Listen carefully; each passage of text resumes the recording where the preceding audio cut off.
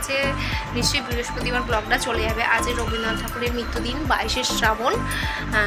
তো ছেলের স্কুলে প্রোগ্রাম হচ্ছিল, যার কারণে এতটা দেরি হয়ে গেল। আর এখন ঘরে চলে এসেছি, ছেলেরকে টিফিন খাওয়াচ্ছি। ছেলের স্কুলে আঁকার কম্পিটিশান ছিল, তো সেটা জমা করেছি, তোমাদের সাথে শেয়ার করে দিচ্ছি যে আমি কী ছবি দিয়েছি।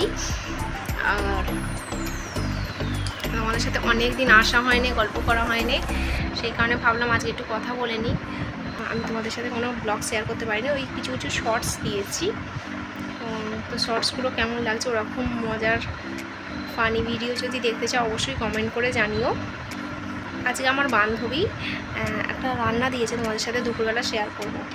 স্কুল থেকে নিয়ে এসেছি, খাইয়ে একেবারে দুপুরবেলা আসছি ফ্রেশ হয়ে। তখন যদি পারি তোমাদের সাথে নিশ্চয়ই আসবো।